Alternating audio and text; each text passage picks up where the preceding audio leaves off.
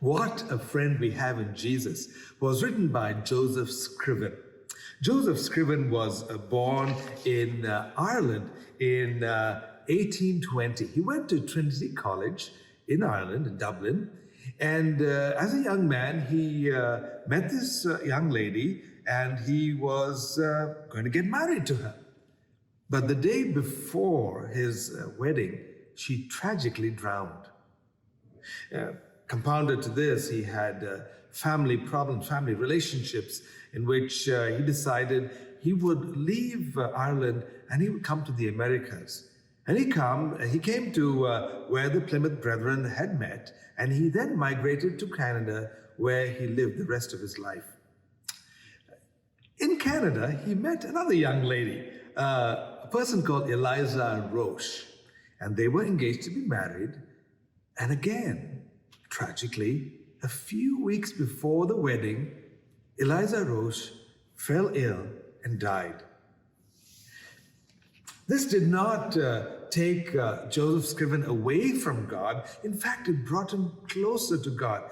He would spend time looking into God's word, studying God's word, in which he found great solace, great comfort. And in God's word, somehow, he seemed to have got this message that God wanted him to follow him completely. And so he took on a vow of poverty. He sold off all his belongings, gave it to the poor, and he began to spend the rest of his life ministering to the poor. Well, 10 years later, he received news that his mother, who was in Ireland, was seriously ill. Joseph Scriven had no money. Remember, he sold off all his property. And so in order to be of some solace to his mother, he wrote the words of this beautiful hymn.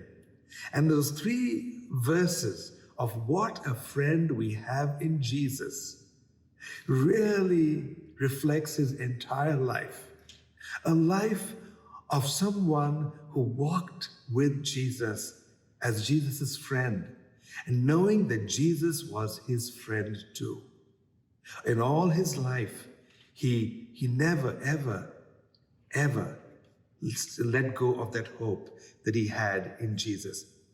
We don't know what happened, or how he died. He was found having drowned in a pool or a pond, and we don't know exactly whether it was because of his depression that he took his own life, or it was an accident. But his last days, he was depressed. But you know what? God uses us despite who we are. And I hope What a Friend We Have in Jesus will be a comfort to you.